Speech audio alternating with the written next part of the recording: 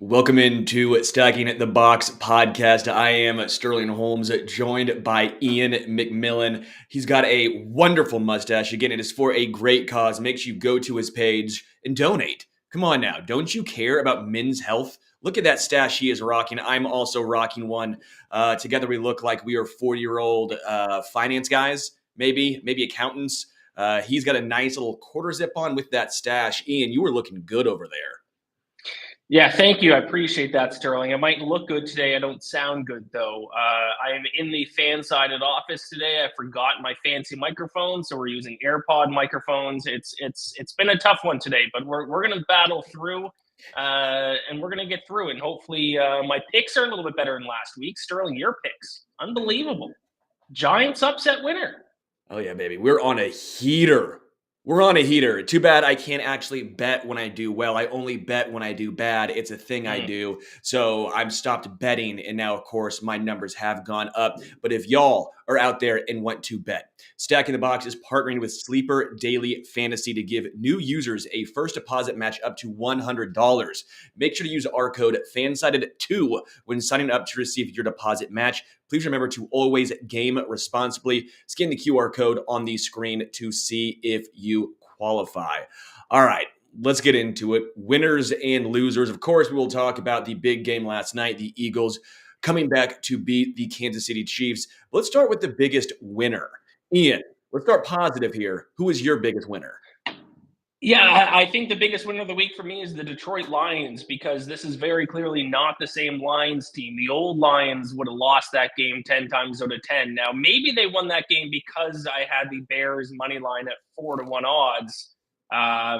So maybe it was just that. I was on the opposite side. But Bears had a 98.8% chance to win there late in the game. Lions storm all the way back. That's a big win for the Lions because, like I said, old versions of the Lions, even good versions of the Lions, would have lost that game. When you win games that you probably shouldn't win down the stretch, that's the sign of a championship caliber team. So the Lions, they have to be feeling pretty good about that win and being pretty happy about it, because that's a big one for Detroit. Not only that, they kind of stayed in the hunt for the number one seed in the NFC. Obviously, the Eagles ended up winning that game against the Chiefs. So if they lost against the Chiefs last night, I think the Lions, based on the tiebreaker, might be sitting with the number one overall seed in the NFC. So if they keep winning games, they're going to stay in it.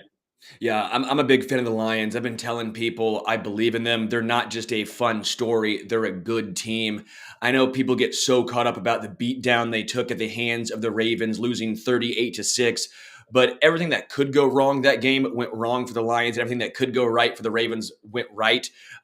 I'm a man of, all right, that's one game. Every single team this season has had one game where they look just atrocious. That was the Lions. They're sitting here at 8-2. They look good. They came back. Jared Goff threw 3 interceptions, and they still found a way to win. You're right. That's a team that typically when you hear the Lions down that much, they roll over. They did not roll over. They rolled over and bit some kneecaps to get it done. My biggest winner are the Steelers fans. Steelers fans, and why? They lost. They fired Matt Canada. Come on. It's big time. I get it. He's probably not the biggest issue. I think quarterback play is the biggest issue for the Steelers. But if you've looked at what Kenny Pickett's throwing numbers have been, where he's been designing these plays, they're behind the line of scrimmage almost entirely. And the breaking point was a screen pass where every wide receiver was running a route. That had to be the breaking point for Matt Canada, because how do you set up a screenplay and all your wide receivers are running routes? They're not blocking. So Jaylen Warren had 4 dudes all around him. That had to be the breaking point. That was just an atrocious play call, and to me encapsulates the Steelers offense. So my biggest winner are Steelers fans, because no longer do you have to deal with Matt Canada's atrocious play calling. Yeah, huge news for the Steelers fans waking up this morning and seeing that, because, I mean, the Steelers still in a playoff spot right now. So it's not like it's a team that needs to scrap everything and rebuild and start getting ready for next year. They're in a playoff spot right now. So if they can get some better offensive play calling, who knows what can happen. So big news. I Steelers fans waking up. He's given a bad name to you, Ian, because you're born in Canada and his last name is Canada. If I had to do any correlation right here, I think you guys might be in cahoots. Yeah, I mean, he's not actually Canadian himself. So where is he from? Indiana, Indianapolis. Yeah, I think he needs to change his last name. He can't be named after another country. Hunter, It's given us Canadians a bad name. Hunter says Bears are so talented at losing. That's how you tank right there. That is the ultimate tank job. Keep it close, look good, and then still find a way to lose late in the game. Good point. All right, biggest loser for you, Ian. Who do you have? Biggest loser of the week is these Cincinnati Bengals Mm. because they lost Joe Burrow and now they're done. Their defense is one of the worst defenses in the NFL this season. Not enough people have been talking about it because Joe Burrow's played well enough in like the last 5 or 6 weeks that they're still able to win games. But you can't win games with a backup quarterback and a bad defense. Maybe if you have an elite defense, it can make up for Jake Browning being your starting quarterback. But no, bad defense and now a backup quarterback. The Bengals season is officially over after the roller coaster season that they've had to suffer through with the poor start, Joe Burrow calf injury, then they look really good, and then all of a sudden Joe Burrow gets a hand injury and he's done for the year. So, 2 years ago playing in the Super Bowl last year, being a play away from advancing back to the Super Bowl, it is a tough pill to swallow to now not even be in the playoffs, but that's the way it works sometimes. So I feel for Bengals fans because, yeah, their season's done. Yeah. Somehow they will still be tweeting at Chiefs fans saying 3-1. I'm not going to lie. I was getting Bengals fans in my Twitter account last night as they lost to the Eagles. And I'm sitting here going, what are we doing here, folk? What's going on here? I do feel bad for Joe Burrow. That looked brutal. I felt sad for him when he tried to grab the football and throw it and just fell out of his hands, and just the look of despair on his face. It was palpable. Browning might be okay, but he's no Joe Burrow. We have no idea what he's going to be. You're right, man. They've not looked great all season long. That defense is not very good. The offensive line has been average at best. And now no Burrow. T. Higgins has been banged up. Jamar Chase has been banged up. It's not an ideal situation. I do feel for them just a little bit. But again, it shows you the window in the NFL is not as long as people think it is. The reason why I'm not trying to make this all Chiefs focused here, but the Chiefs won with Mahomes on a rookie contract, which is the easiest way to win a Super Bowl. We've seen it time and time again. That's how the Seahawks were able to get it done as well. But then the Chiefs did something a little different. They were able to win with Mahomes no longer on a rookie contract and also without his wide receiver one. When you look at the Bills and the Bengals, the other two powerhouses in the AFC, not only have they not won a Super Bowl with those two guys on a rookie contract, what happens now? Stephon Diggs, are you going to be able to keep him? Gabe Davis is up for a new contract. They went all in with Von Miller. They're losing a lot of pieces in the secondary based on injury and also because of age, right? Tre'Davious White, Micah Hyde, Jordan Poyer. What happens now?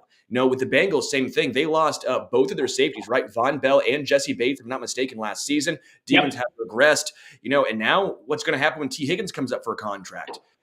I feel bad because this was their window. I think this year in particular was their last, and same with the Bills, their last go around with the current iteration of the team they have. And it looks like both might miss the playoffs, especially the Bengals. I do feel for them just a little bit. That is very hard. My biggest loser of the week, Chiefs wide receivers, man. Chiefs wide receivers. Marquez Valdes-Scantling, very nice guy. Very nice guy, gives back to charity, did a cool charity event here in Kansas City. I was a part of it. It was a blast. Great time. It's about the only good thing I can say right now. That ball was thrown perfectly in his hands. I know you're sad because you had the Chiefs' money line in that game. It cost you a decent chunk of change there. If you are a deep ball threat and you can't bring the ball down, what's the point?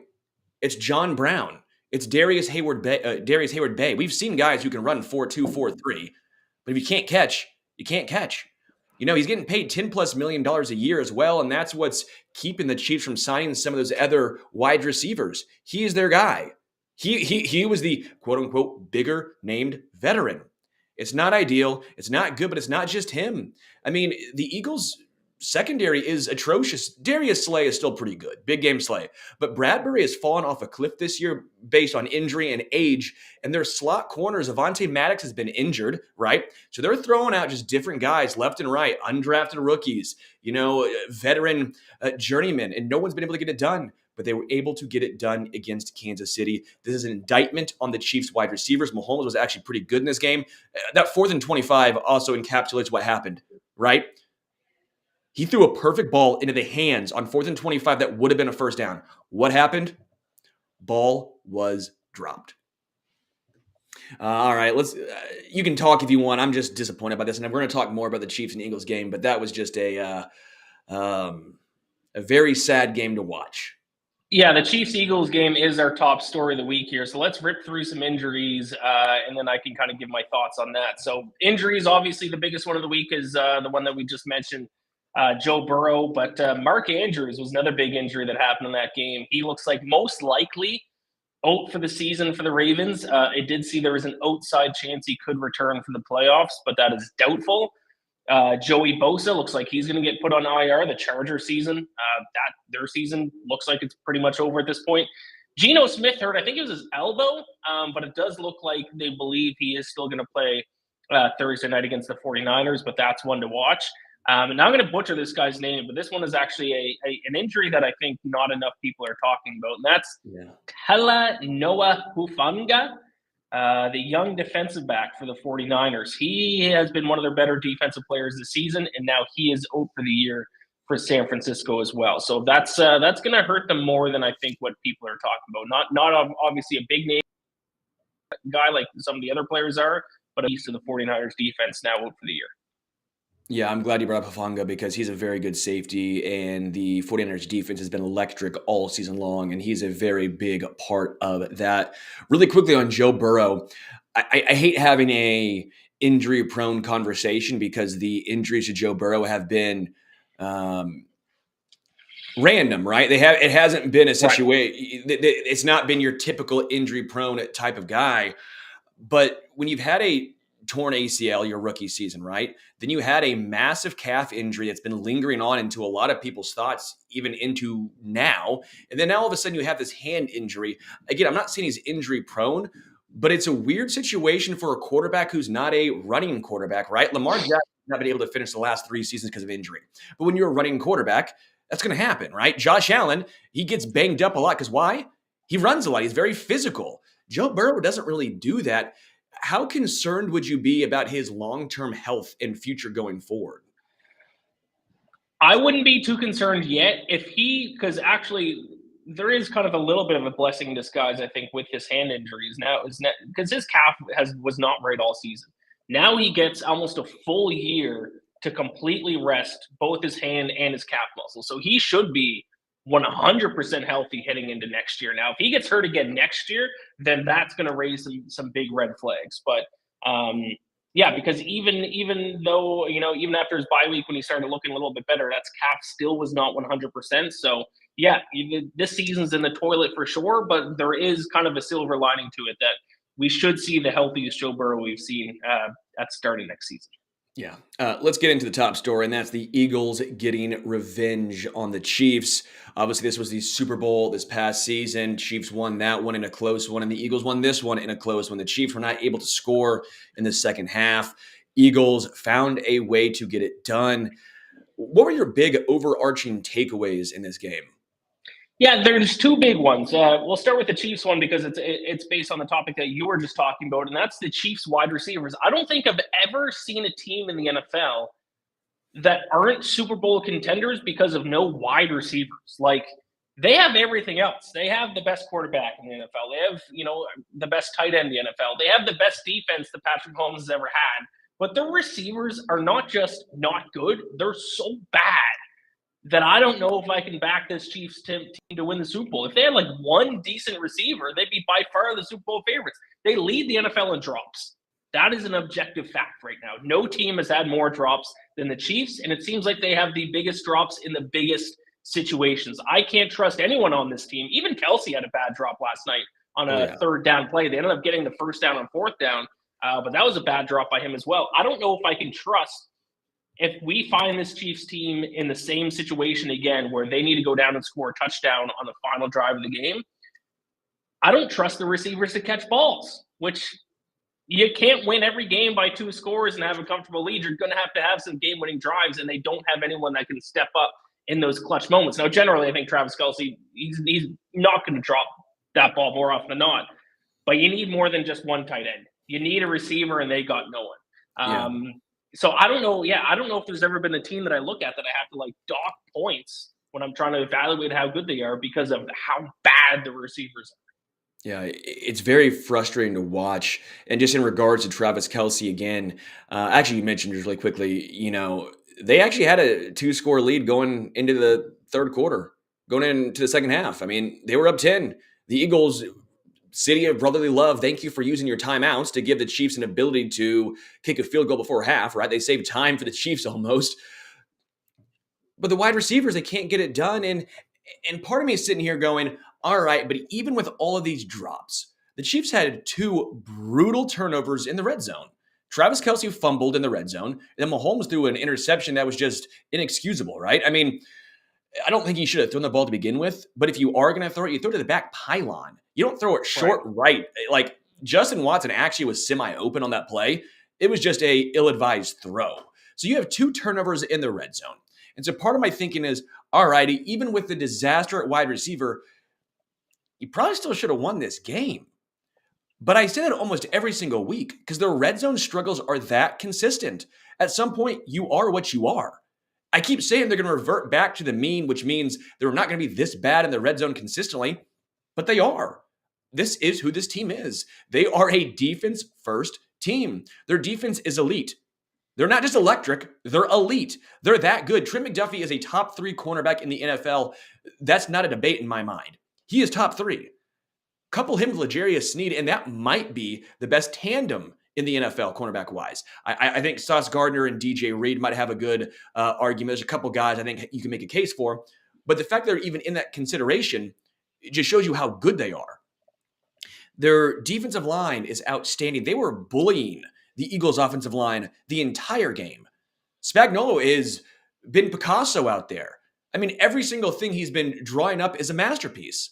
Their linebackers are outstanding, by the way, without Nick Bolton. Their starting green dot, starting middle linebacker, their best run stuffer has been injured. He's been out most of the season now. He'll be back for a few more weeks, and they're still finding ways to get it done. Doesn't matter when your wide receivers can't catch the ball. Again, Mahomes has not been without fault.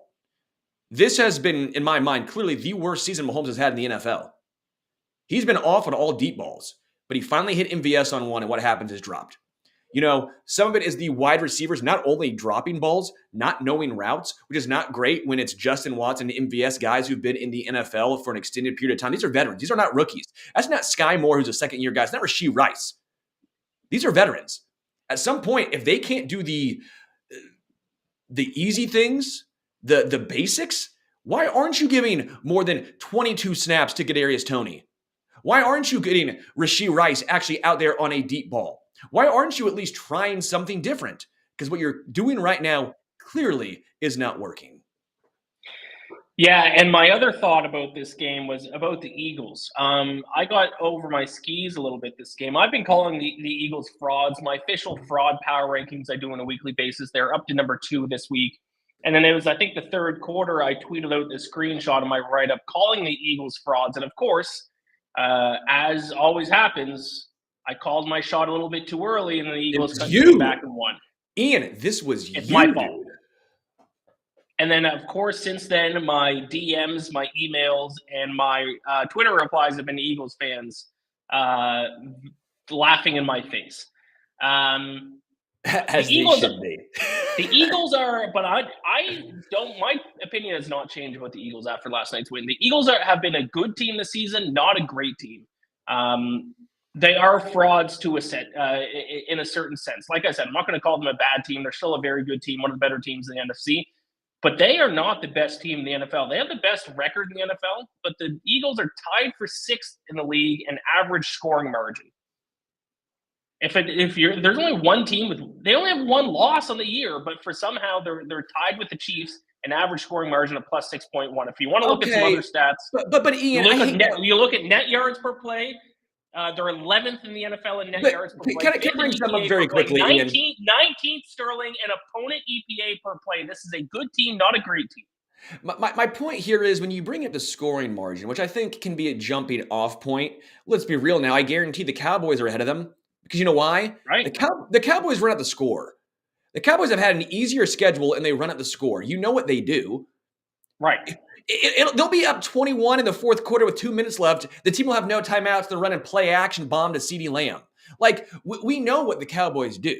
I think it's a little bit of a overrated stat there. Yeah, okay. I'm sure the Eagles would have ran up the score against the Commanders the 2 times they played them. No, but instead they went one game to overtime. The other game they won by a touchdown. Like they're barely beating bad teams. But they're winning a lot of games. Year when they won the Super Bowl. They didn't deserve to beat the Vikings this season. They didn't deserve to beat the Chiefs last night. What do you call it when you win, though? What do you call almost losing? It's a win. This happened last year with the Chiefs. They should have lost to the Broncos. They should have lost to the Texans. And what happened in the regular season? It didn't matter. Can we at least be real here? This Eagles team is very good. They just have one fatal flaw, and it's their secondary, right? It's their secondary. Their defense as a whole has not been good. Their offense has not been as good as last year. And sure, if you're an Eagles fan, or if you're on the Eagles, then yes, the only thing that matters is wins. Who cares how they come? The only thing that matters is wins. But at me, especially myself as a sports bettor, I need to evaluate teams so I can figure out how to bet on them, or even if I think a team is going to win a Super Bowl. And when you evaluate a team, you need to look past the win-loss record. I actually think the win-loss record is a terrible way to evaluate a team. You got to look at their metrics, and when I look at the metrics, I see a good team, not great team. I don't know how many great teams there are in the NFL this year. I think that's a good jumping off point. I mean, well, I agree with Hunter in the chat. I think 49ers are the best team in the NFL. I don't know if I can get there, man. I don't know yet. I thought they were, and they lost 3 straight games in a row. Yeah, but that happens. It happens. Sure. I just don't know if I can get there yet. I think they're the best team in the NFL outside of quarterback. The second I said Brock Purdy is a dude, what happened? He looked atrocious. Yeah, he threw a perfect game this past week. And then this past week he was great. Right. I will see. I think the Eagles are still a very, very good team. I don't know if there is a single great team in the NFL right now. The Eagles will lose 3 straight games. They have their next 3 games are against the Bills, the 49ers, and the Cowboys. They lose all 3. I will take that bet. You have not been doing good against me. All right. What do you want to bet on this one, pal? No, but the odds are stacked against me for that one. But yeah. I'm just saying. Well, that's why it's called stacking the box. You're the Eagles will lose the next 3 games. They're going to lose the next 3 games. I didn't make you take that. I'm not forcing you to take that bet there. You brought it up, not me. I think the Eagles are way better than you give them credit for. I think they're much more talented than you give them credit for. I do want to shout out the Chiefs secondary. They locked up A.J. Brown, man. The Chiefs secondary is so bleeping good. Their defense is that good. But again, the Eagles move the ball. They're not doing it typically in a super explosive ways. They obviously did last night with that huge touchdown to Devontae Smith. But typically, they're running 4 yards a carry. 4 yards a carry, tush push. Like, this is what they do. They've averaged 4 yards a carry for the season, but yet they run the ball the most in the NFL, 32, 33 times a game. They're not the most explosive team, which is a little interesting considering you have A.J. Brown and Devontae Smith. They hold those back. They're most effective when they're just moving the football. They can do that in the playoffs. They will do that in the playoffs. They are a very dangerous team. I mean, the metrics say otherwise. And I'm going to trust, at the end of the day, I'm going to trust the numbers. They're 12th in the NFL in yards per play. So they're that's my point. 5.4 yards per play. That's same as the Seahawks. Are the Seahawks an elite team? No, but you're from my point because the Eagles are doing it in a certain way. You watch the Eagles and you're like, okay, this is a concerted effort of what they are doing here. They're But trying to do this. I think you're saying that because in like 4 or 5 games they've had key plays go their way, and then those games result in wins. If in those, even in just 3 of those 4 games, if those key plays, like MVS catches the ball last night against them, and you go back to the Vikings game, if one key play goes the Vikings way, and all of a sudden Sure, instead of but that's 9-1, every game. there's That is every game. You're focusing right. on that's every game. Because if Jimmy G hit whoever it was streaking down the field in the 49ers game, the 49ers may have beaten the Chiefs in the Super Bowl. But they Right. didn't. They Right. didn't. It Right. happens every single game, man. Like, I think the Eagles are a very, very good team. They're a very solid team with a great defensive line. They win the close ones. And that to me is a mark typically of a very well coached team. If you win the close games, that's a mark of a very well coached team. When the Chiefs go right, they're winning close games because I think Andy Reid gives them an advantage. This season, though, Andy Reid maybe is not giving them the best advantage out there. I will also say the Eagles are trying to adjust on the fly without Dallas Goedert. That's a big loss to that offense.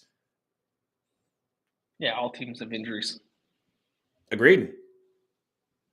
I was an Eagles guy last year, and I liked their fan base. I went to their NFC Championship game. I bought a Devontae Smith jersey, and now the Eagles fans have turned on me, and I'm not happy. Hunter says, "Who's the best team? Take a stand." Okay, best team in the NFC. The Chiefs. No. Best team in the NFC is the Eagles. Best team in the AFC right now is the Ravens. Also, I agree. The Ravens, yes. Hunter and I are on the same page, which I feel like doesn't happen very often. So that's good. But no, the only way you can say the Eagles are the best team is if you say they have a 9-1 record. But no other metric says that they're a top 5 team in the NFL. I am saying right now, if I were to choose an NFC Championship game, who was going to win, Eagles or Niners, I'm taking the Eagles. And right now, I think the best team in the AFC is the Ravens. The AFC, I think, is much deeper than the NFC. So for me, I think the best team in the NFL right now are the Baltimore Ravens. I agree. The Ravens are a very good team. I won't argue against the Ravens. Okay. Let's get into some secondary topics here. The Steelers, as we mentioned at the top here, fired Matt Canada. Any more thoughts on the firing of Matt Canada? Who do the Steelers have this week again? Let me pull it up. They have a bad defense. Yeah, the Bengals. They're going to crush the Bengals this week, I think. Ooh. And I think the Matt Canada hiring is going to be pivotal. Or is firing, I should say. I don't know if I said hiring or firing. Matt Canada's gone. I said, yeah. Now that he's gone, I bet you the Steelers' offense is going to look the best it's looked all season. That's my prediction for that game. They score more points this week than they have any other week this year, which how much is that saying? I don't think needs to be a lot. What's their highest scoring game? You get 20. They scored 26 in week 2, so they got to score 27 points. I think they score at least 27 points. That's actually pretty crazy. A team that has 6 wins and their most points scored is 26. It's crazy. All right, Jets bench Zach Wilson for Tim Boyle. I'll give my quick thoughts here because I think this is absurd. I think Zach Wilson continuously gets bleeped on more than he should. I am not saying he's a good quarterback. I am not saying he's a franchise quarterback. What I am saying is he is not the main issue on the Jets right now. Robert Saleh is a defensive-minded head coach. He clearly knows nothing about offense, and he's not put the right guys in place offensively. The offensive line for the Jets is absolutely atrocious. One of the worst I may have ever seen in my entire life, right? Like, it is really that bad. Obviously, part of that comes with injury, and you saw what Mekhi Becton leave that game as well with an injury. The Jets are just atrocious, man. I love that Tim Boyle picked up 1 first down, and everyone was like, oh, look, it's Tim Boyle. It's always been Zach Wilson. And then what did Boyle do? Get sacked again and again and again, and his throws should have been picked off again and again and again. He's not good. Aaron Rodgers is not fixing this because the offensive line is that bad. The wide receivers who we thought were going to be pretty talented for the Jets, no. Allen Lazard has been bad, okay? And not just that. I mean, he's been bad. Garrett Wilson, he's been fine. But this isn't the same Garrett Wilson of last year. Where are these incredible plays he's making? I get some of it comes down to he's not getting, teams are focusing in on him and they're keying in on him. I get all that stuff. But Garrett Wilson just feels like he's not playing at the same level he was last season. The Jets are bad. Zach Wilson's bad, but he's not the main issue there. Yeah, I agree. I think maybe starting Tim Boyle is kind of their way to see how bad Zach Wilson is or how good he is. Because if Tim Boyle looks terrible, then you can be like, okay, so it wasn't Zach Wilson's fault. If Tim Boyle looks good, then you can kind of blame it on Zach Wilson. So maybe starting Tim Boyle is just a measuring stick. Sure, and I'd be pissed if I were the Jets defense. I mean, they're very Yeah. talented. I mean, you saw Sauce Gardner getting to him. I mean, he just was picking up some penalties that he should not have been picking up. They're very talented. They give up too many points, but at some point, when you're on the field perpetually defensively, you're going to get tired. Points will be given up. Again, I think Robert Saleh is a very good coach, but I wonder if he's more of a DC than a head coach. Um, he was incredible with the 49ers, but the 49ers defense keeps trucking along, right? At some point, talent might override who you are as a coach. Again, I'm not saying Robert Saleh needs to be canned, but I think the question needs to start arising if nothing starts to look better by the end of the season. Yeah, I agree. All right. Brock Purdy, underrated in MVP odds. Clearly, you put this one on the show sheet. Yes, and I think he is. He's still, I think, available as high as 18-1, I believe, to win NFL MVP, which is absolutely atrocious. I wrote an article last night about this. Let me see if I can bring this up. He is first in the NFL amongst quarterbacks in yards per pass attempt, EPA plus CPOE, which is an advanced metric I won't get into too much, and QBR. I am sick of the narrative that just any quarterback could do this in the 49er system. If that's the case, this is the greatest NFL system, then we should be electing Kyle Shanahan president because this is the greatest offensive system of all time if you can just make an average quarterback the best quarterback in the NFL. But almost every single metric you look at, Brock Purdy leads the NFL in those quarterback metrics, but yet he's like fifth or sixth on the odds list to win MVP. One, I'm with you. I think Shanahan deserves so much more credit than he gets. I think Shanahan has been perpetually underrated. In regards to Brock Purdy, my one question is Jimmy G was a top or at least close to the top in a lot of categories, right? When he was there, right? A lot of those analytical categories actually like Jimmy G. What happened since he left? What happened since he's been anywhere else besides there?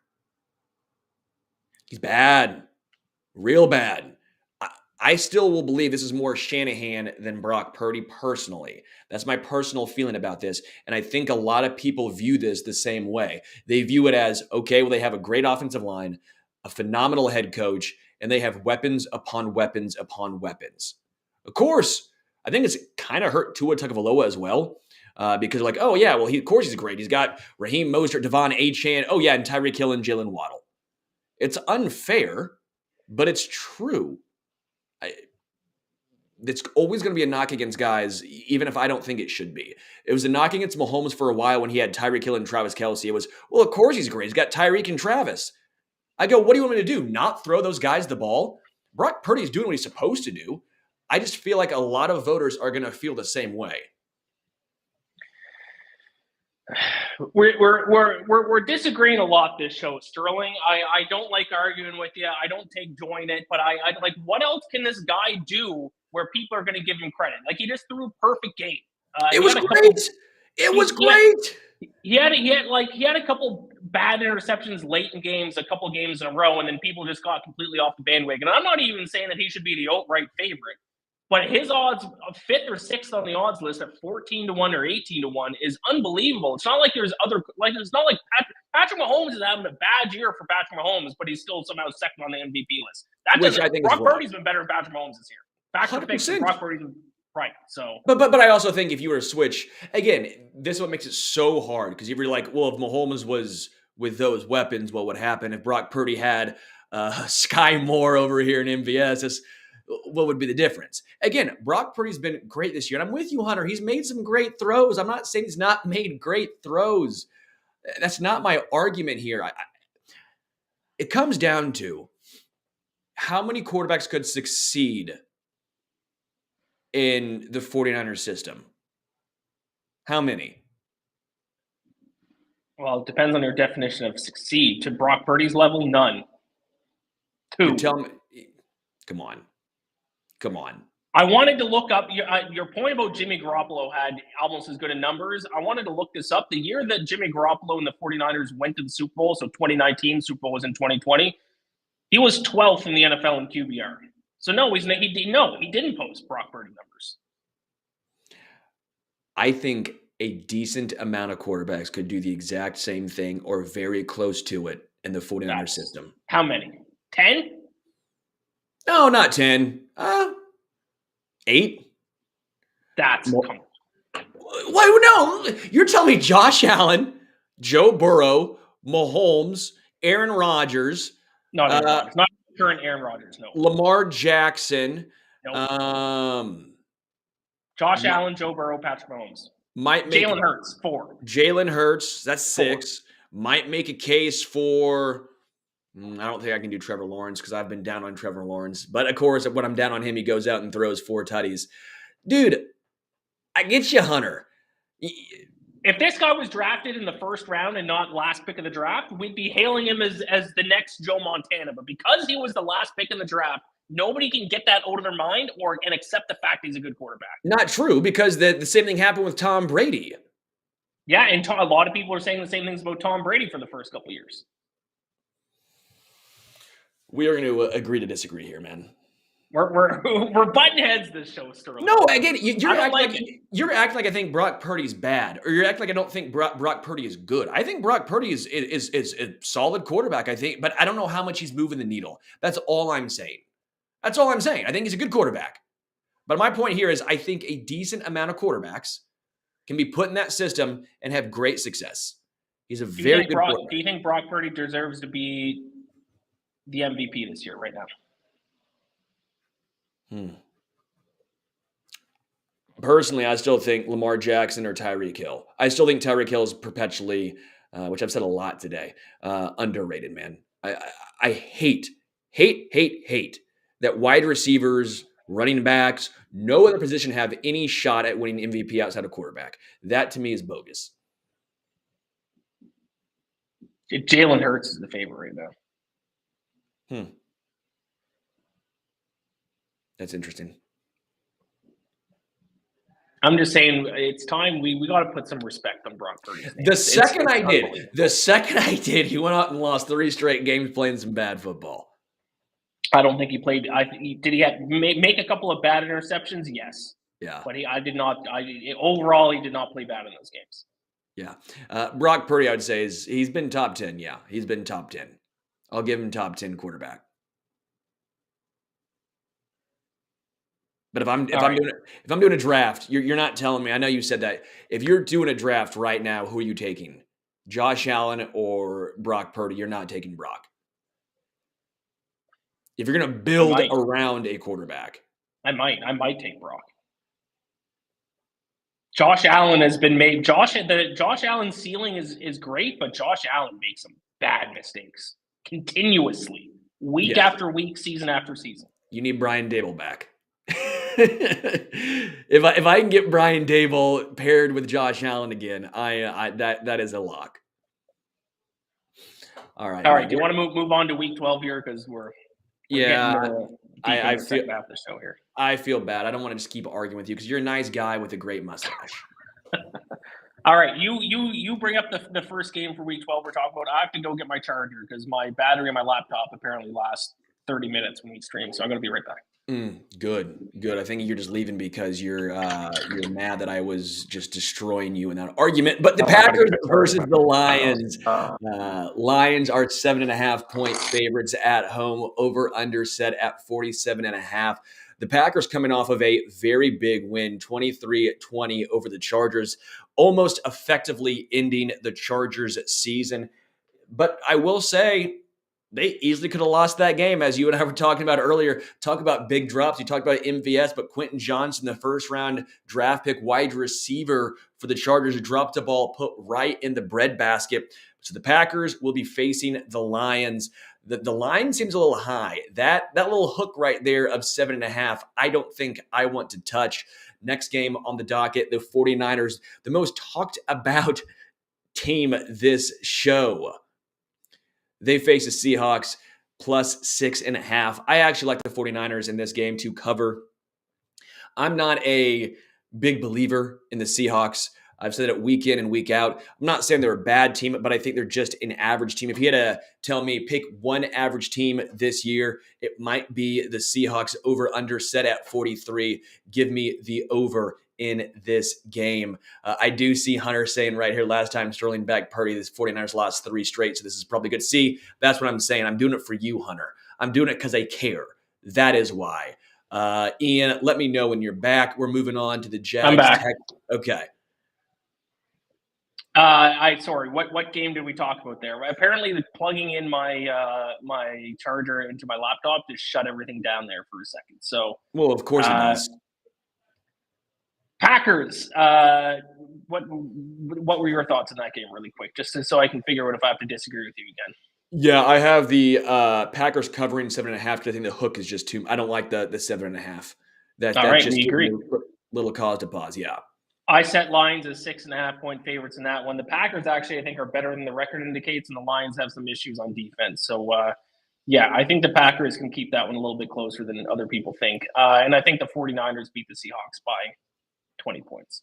I think Yeah, the Seahawks are trending in the wrong direction the past few yeah. weeks. Their defense has not been good. Smith hasn't been great. Now he has an elbow issue. Things are trending in the wrong direction for the Seahawks. And like I said earlier, like we've already argued about, I think the 49ers are the best team in the NFL. So, Well, I said I think the Seahawks are average. If you had to tell me pick an average team in the NFL right now, I'd be like, I'd probably go Seattle. Like they're an average team. Kind of middle of the pack. That's a team I'd go with, and I think the Niners again. I think they at least cover the 6.5 points. Jags versus Texans. This is a very interesting game. One, if I'm not mistaken, can be for the lead in the AFC South. yep. Texans once again pulling out a victory. CJ Stroud, I will say 5 interceptions, right? 4 interceptions in the past 2 weeks. He threw 3 in that game, and they were bad, man. One was also deep in the red zone. But the Jags, they keep finding ways to get it done. I don't really believe a ton in the Jags because offensively they've been struggling, but last week may be a breakout for them, right? Trevor Lawrence had 4 touchdowns, 2 on the ground, 2 through the air. Maybe they're finally starting to get some sort of cohesion offensively. The defense is still very, very talented. What do you see happening in this one?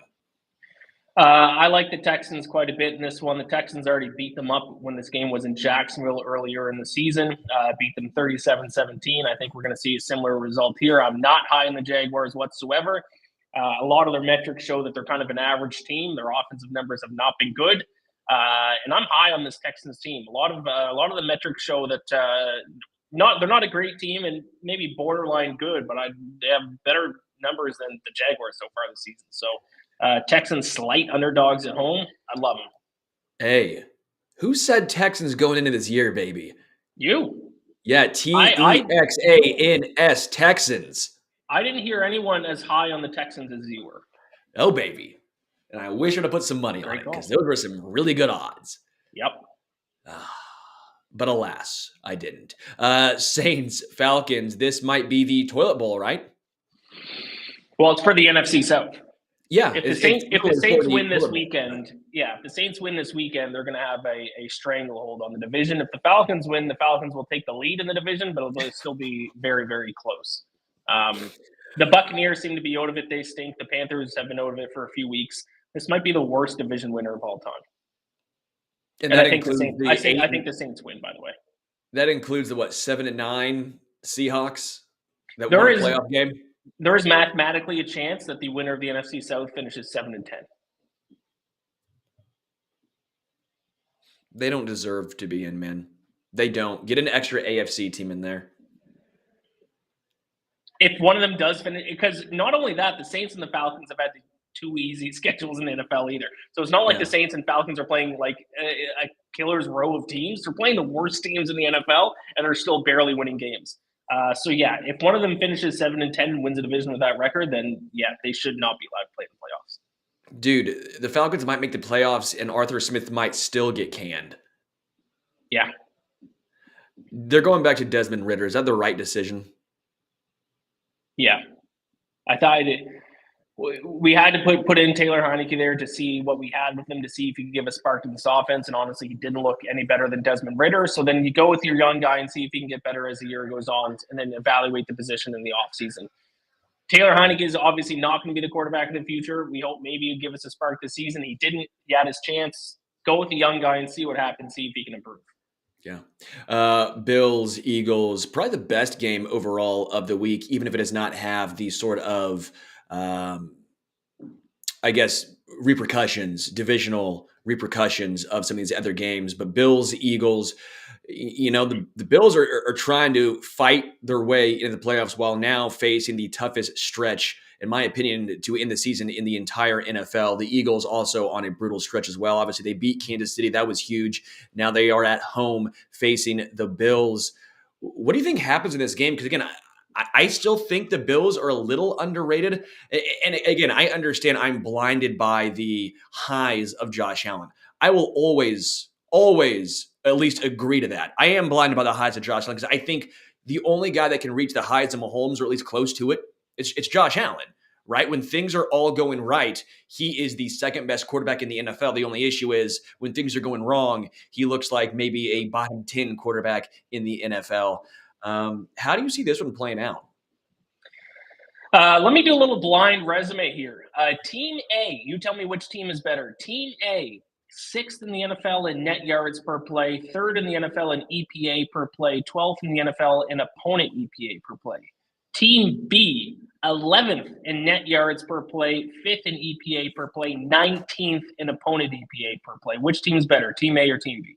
Yeah, so I know Team A is the Bills because I did this exact same thing the other day on my show because I was trying to say how the Bills are actually a little underrated. This happened when Ken Dorsey got canned, the OC. I said, how are you blaming Ken Dorsey for the mistakes and the turnovers, especially in the red zone? He's not the guy throwing the ball. That's not him, or he's not the guy who put butter on the football and is trying to hand it off to James Cook. That's not Ken Dorsey. Here's the thing in the NFL, and this is either a positive or a negative when it comes to the National Football League, depending on what way you look at it. There's only 17 games in a season. So if you lose even 4 or 5 games because of just straight up bad luck, whether it's, a tip ball ends up in as an interception, or a referee call goes this way or that way, or a missed field goal here or there, your season's almost already done. Where every other team, every other championship winning team in every other sport goes through a rough stretch in their season where just things don't go their way, but then they have 60 other games to make up for it. And they do. If the NFL season was 82 games long, the Bills would finish with either the first or second best record in the AFC. I truly believe that. But it's not an 82-game season. It's a 17-game season. Overall, when you look at the metrics for this team, even though week after week it's frustrating to bet on them and predict that the Bills are going to win, they're still a very good team. And I think they're a better team than the Eagles. I think they win outright. They're 3.5-point underdogs. I think they win outright. No matter what metric you look at, outside of wins and losses, the Bills are the better football team. I like the Eagles to win and the Bills to cover. That's what I'm rolling with here. That would kind of line up with how the season's gone for both teams. And I will also say what's interesting is Josh Allen's been turnover prone. The Bills have been turnover prone, but again, they're facing a secondary that I think you can take advantage of. Although I will say the addition of Kevin Byard has been big for the Eagles safety group. I mean, he looked good against the Chiefs. Him and Darius Slay are the only two guys that I have confidence in because, again, I liked James Bradbury, but it does feel like the age situation is catching up to him, and their slot corner can't get it done. So I wonder if Josh Allen can take advantage of that, or will Kevin Byard get another interception against him? So that's, I think, a matchup to watch in that game. Yeah. All right, let's get into records. Iain, you are 16-14. I feel bad. You went 0-3 last week. Not ideal. But again, it's for a great cause. That's why you have that mustache as you were playing with it right now, that caterpillar on your lip. You're looking like an evil villain right now. I am 17-16, going 2-1 last week. Looks like you missed the Patriots 3.5 versus the Giants. Titans 6.5 versus the Jags. Jags hammered them in that game. I had the Chargers -3 versus the Packers. That was my miss. You had Bucks Niners over 41.5. I had the Vikings Broncos under 43.5. And then I had what was that? Giants over the Commanders. You had Bears over Lions, which was just a bad beat as that final touchdown from David Montgomery sunk you. Yeah, and the over for Bucks and 49ers, I needed 1 point in the last 12 and a half minutes of the game. And the Buccaneers at first and goal twice. One was turnover on downs, one was an interception. They could have kicked a field goal, would have hit over, could have scored a touchdown, would have went over. Nothing. No points in the last 12 minutes of the game. Stinger. What do you have this week? You're getting right. You're getting right. I believe in you, Iain. Yeah, big week coming up. Best spread week for me, or best spread pick, is the Patriots over the Giants. If there's one more spot that I still have faith in when it comes to Bill Belichick, it's coming off a bye week facing a rookie quarterback. And not only that, but the absolute strength of this Patriots team is their ability to stop the run. They're an elite run defense, so if they shut down the Giants' run attack on offense, then the Giants are going to have to try to win with Tommy DeVito throwing the ball. Tommy DeVito throwing against a Bill Belichick defense coming off a bye week. I will take the Patriots -3.5. Yeah, I actually like that pick a lot. Considering using the Patriots, which is wild for my survivor pick, I am thinking about it. Jacksonville versus Texans. I actually have Jacksonville winning this game. I know I've been high on the Texans all season long. I know, but I am a little concerned with the interceptions from CJ Stroud. I think he's on a little bit of a little downer right now. Yeah. I don't know if it's regression, but I don't know if teams have found a little something with him. If he's trying to get a little too aggressive, because we mentioned all season long, he's a very aggressive quarterback, and that's why those interception numbers were so low. And I kept saying, man, he's not checking the ball down. He's very aggressive, and I do think the defense of the Jaguars can make him make a mistake. And again, I've been down on Trevor Lawrence, the offense of the Jags, but I do think to an extent that may have been a jumping off game for them last week because they're really talented offensively. I think they're getting right. I just think it's a bad stretch that these two teams are meeting. If they met in the playoffs, I don't know who I'd take, but I think in this game, I like the Jags. I like the Texans, but I'm not going to argue against your reasoning. Okay. Who do you have as far as the over-under? The what's that called? The over-under of the week. Yeah, or total bet of the week. I like the Panthers-Titans over 37. Very low total, 37. And I know about neither offense is good, but a total in the mid-30s, I think you need to have an elite defense, at least on one of the two teams. And as bad as the offenses are for both teams, the defenses are just as bad. The Panthers have the worst run defense in the NFL, dead last in opponent rush EPA, opponent success per rush. And the Titans like to run the football, so I think the Titans run the football successfully. And the Titans defense is kind of bad everywhere, specifically through the air. So we could have a decent Bryce Young game as well. So super low total, 37. I'll take the over on that.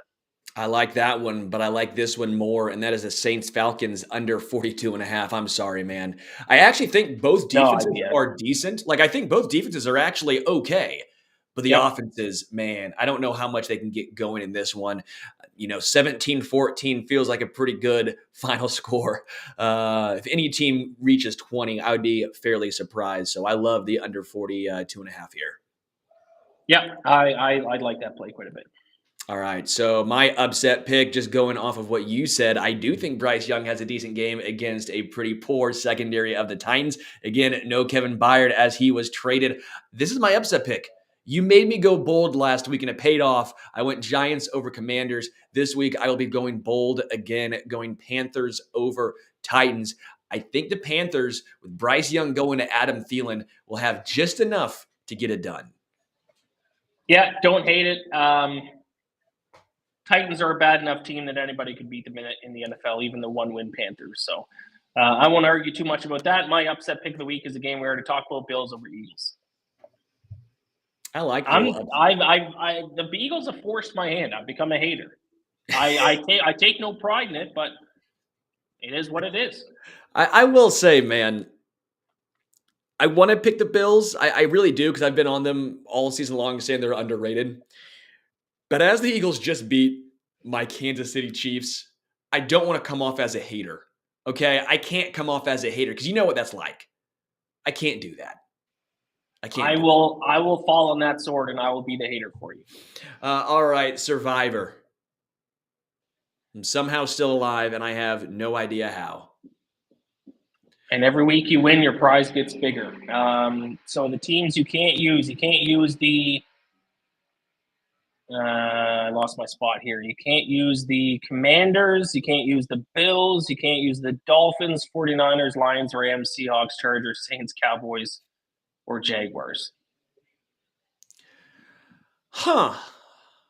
Well, you know a team you didn't mention, a team that just came off of a loss, a team that I've been saving, the Kansas City Chiefs. Finally using your hometown Chiefs, eh? I will use the Chiefs over the Raiders, and you have never sounded more Canadian. I think the Chiefs are a good player. Yeah. The weakness of the Chiefs is the run defense, and the Raiders are the worst run offense in the NFL this season. So, yeah, I think the Chiefs bounce back. We're getting close, but I'm getting a little nervous. I will say I've also yet to use the Eagles, but I was not going to use them this week against the Bills. I got to do some more reconnaissance and figure out the rest of the season how I'm going to try and break this down. But no use getting too cute. I wanted to go with the Patriots this week because I guarantee you I probably will not use them the rest of the season. But that game, you're this far along, you try and keep trucking, right? You worry about week 13 and week 13. Get past week 12 first. Sure. All right, Ian, this was fun. This was at Stacking the Box. Ian, keep that mustache going. I need to see it in December, okay? I need to see that bad boy and see it in all of its glory. Get a Wilfred, or what's it? Wilfred? William Brimley? I don't know. No? What's that? No, you don't know that guy? The guy who was known for his mustache? Okay, that's fine. Don't worry about it. You're Canadian. You wouldn't know that guy. But basically what I'm saying is I think you have a glorious stash. That's all I'm saying. I might keep it. I might keep it past November. We'll see. But if you like this video, make sure to hit the like and subscribe. Make sure to give us a review on Apple Podcasts or wherever you get your podcast. Until next Tuesday, this was Stacking the Box. We are out.